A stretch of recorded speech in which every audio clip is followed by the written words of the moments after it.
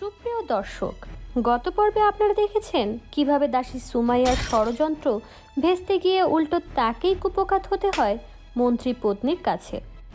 এর পাশাপাশি আপনারা আরও দেখেছেন কিভাবে স্বর্ণমুদ্রার লোভে রাজকনক রাজা জাহাঙ্গীর ও রানী পদ্মাবতীকে ভয় দেখিয়ে লালকুমার ও মণিমালার মেলামেশায় নিষেধাজ্ঞা জারি করার সিদ্ধান্ত দেয়। এরপর যা ঘটে। বাহ মণিমালা, এই ফুলের মালাতে তো তোমাকে দারুণ সুন্দর দেখাচ্ছে। মনে হচ্ছে যেন কোনো মিষ্টি পরী আমার সামনে বসে আছে। কি যে বলেন না রাজকুমার, পরীরা শুনেছি অনেক সুন্দর হয়। তাদের কাছে তো আমি খুবই সামান্য একজন। তাদের কাছে কি আর আমার তুলনা হয়? কে বলেছে পরীরা সুন্দর হয়? তুমি কি তাদেরকে কখনো দেখেছো? আমার তো মনে হচ্ছে তুমি একটা পরী। বিশ্বাস না হলে এক্ষুনি আমার সাথে রাজবাড়িতে চলো, দেখবে মাও ঠিক একই কথা বলবে। না না রাজকুমার, আমি যাব না। ওখানে আমাকে একদম মানায় না। আবার সেই পুরনো কথা? আমি তো বলেইছি তুমি আমার বন্ধু। চলো দেখি আমার সাথে, আজ তোমাকে রাজবাড়িতে নিয়ে যাবই যাব। না না রাজকুমার, আমি যাব না ওখানে। রানীমা আমাকে দেখলে নিশ্চয়ই রাগ করবে। মোটেও না, মা তোমাকে আমার সাথে দেখলে বরং খুশিই হবে, কারণ তুমি তো আমার জীবন বাঁচিয়েছ। এবার কথা না বাড়িয়ে চলো দেখি। এই বলে রাজকুমার লালকুমার মালিক কন্যা মণিমালার হাত ধরে তাকে রাজবাড়িতে রানীর কক্ষে নিয়ে গেলেন। আরে আরে আসো আসো বলছি। না রাজকুমার, দয়া করে আমাকে নিয়ে যাবেন না। আমি যাব না। এ কি লালকুমার, কি হচ্ছে এখানে? ওহ মা, তুমি এখানে? আরে দেখো না, মণিমালাকে কি সুন্দর লাগছে দেখতে, তাই তো ওকে নিয়ে এলাম তোমার কাছে।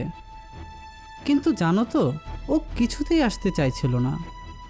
ক্ষমা করবেন রানীমা, আসলে রাজকুমার জোর করে আমাকে এখানে নিয়ে এসেছে। আমি আসতে চাইনি। বেশ তো, তাহলে ফিরে যাও তোমার বাড়িতে। তুমি ঠিকই ভেবেছো মণিমালা, এখানে আসা তোমার মোটেও উচিত হয়নি। তুমি ফিরে যাও তোমার বাড়িতে। একজন মালিকন্যা হয়ে এখানে তোমাকে একদম মানায় না। এ কি মা, তুমি ওর সাথে এমন আচরণ করছো কেন? কোথায় আমি ভেবেছিলাম তুমি ওকে আদর করবে, তা না। এটা তোমার ভুল ধারণা লালকুমার।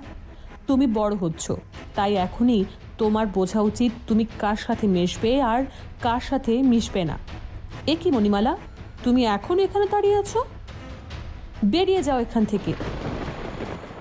রানী পদ্মাবতীর এমন অদ্ভুত আচরণে কষ্ট পেয়ে মালিক কন্যা মণিমালা কাঁদতে কাঁদতে বলল, আমি চলে যাচ্ছি রানীমা। আমি কথা দিচ্ছি আর কখনো আমি এখানে আসবো না। না মণিমালা, তুমি কোথাও যাবে না।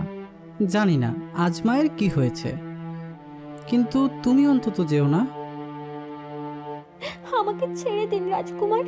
আমি আগেই বলেছিলাম আপনার সাথে আমার বন্ধুত্ব মোটেও মানায় না। এই বলে মণিমালা লালকুমারের থেকে নিজের হাত ছাড়িয়ে নিয়ে সেখান থেকে চলে গেল। আর এটা দেখে কষ্ট পেয়ে লালকুমার তার মাকে বলল, ছি মা, তুমিও সবশেষে জাফরের মতো আচরণ শুরু করলে।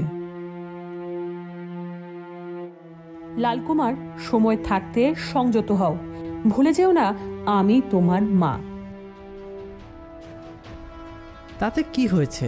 আমি ভুলকে ভুল বলতে ভয় পাই না। আর আজ তুমি যা করলে তা অবশ্যই অনেক বড় একটা ভুল। তুমিও ভুলে যেও না, মণিমালা দুবার আমার জীবন বাঁচিয়েছে। ওটা ওর কর্তব্য।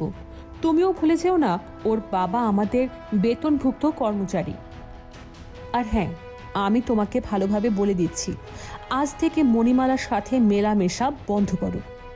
তোমার তো বন্ধুর অভাব নেই, তাই আজ থেকে মণিমালার সাথে তোমার খেলাধুলা, কথা বলা সব বন্ধ। এসব তুমি কি বলছো মা?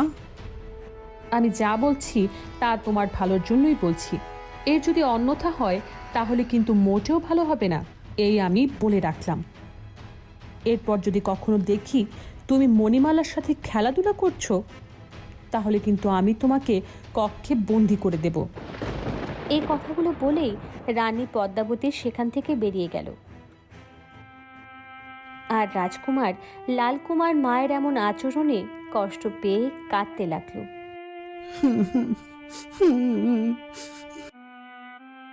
হায় বিধাতা, এসব কি হচ্ছে? আমি তো কিছুই বুঝতে পারছি না। মা কেন আমাকে মণিমালার সাথে মিশতে দিতে চায় না, কিন্তু আমি যে ওকে আমার সবচেয়ে ভালো বন্ধু ভাবি। এই বলে লালকুমার জোরে জোরে কাঁদতে লাগলো।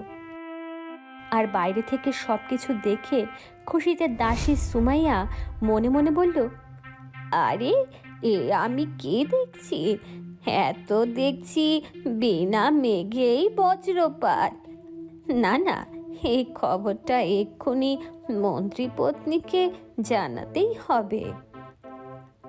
এই বলে দাসী সুমাইয়া মন্ত্রীপত্নীর কক্ষের দিকে যেতে লাগলো।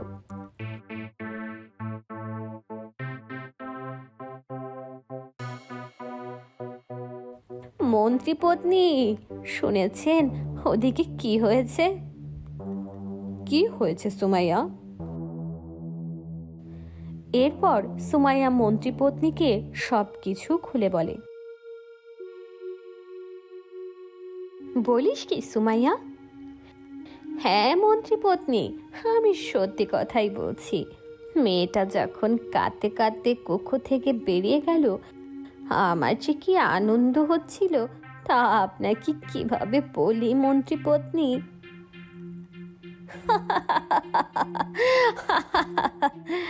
তাহলে তো আমাদের পুরো কাজটা আরো সহজ হয়ে গেল রে সুমাইয়া। এবার আমিও দেখি ওই মালিকন্যা মণিমালা কিভাবে তার প্রাণ প্রিয় রাজকুমারকে বাঁচায় আমাদের হাত থেকে।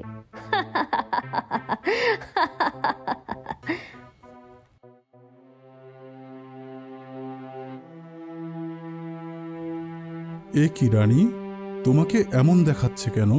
কি হয়েছে তোমার? রাজকনক মশাইয়ের কথাই সারাক্ষণ কেমন যেন বাজছে আমার কানে। আর শুধু ওনার কথাই আজ আমি ফুলের মতো মেয়েটাকে দূর দূর করে তাড়িয়ে দিলাম রাজবাড়ি থেকে। আচ্ছা রাজামশাই বলুন না, আমার পুত্রের কোনো ক্ষতি হবে না তো? তুমি একদম চিন্তা করো না রানী। দেখো, আমাদের পুত্রের কিচ্ছু হবে না। আর ওই মেয়েটা, ওকে যে আমি শুধু শুধু কতগুলো কথা শোনালাম, বিশ্বাস করুন আমার ভীষণ খারাপ লাগছে। মন খারাপ করো না।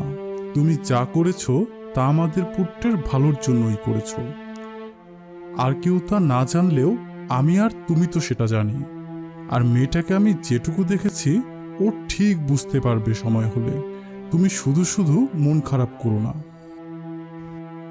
তাই যেন হয়, নইলে আমি যে কখনো নিজেকে ক্ষমা করতে পারবো না। আর ওদিকে লালকুমারও তো মন খারাপ করে বসে আছে। হয়েছে, আর মন খারাপ করো না। রাজকুমারের মন ভালো করার একটা বুদ্ধি আছে আমার মাথায়। আজ বিকেলে বরং চলো আমরা ওকে নিয়ে বাইরে কোথাও ঘুরে আসি। তাহলে তো ভালোই হয়। বেশ, আমি এক্ষুনি মন্ত্রীকে খবর পাঠাচ্ছি, সে যেন শীঘ্রই আমাদের ঘুরতে যাওয়ার ব্যবস্থা করে।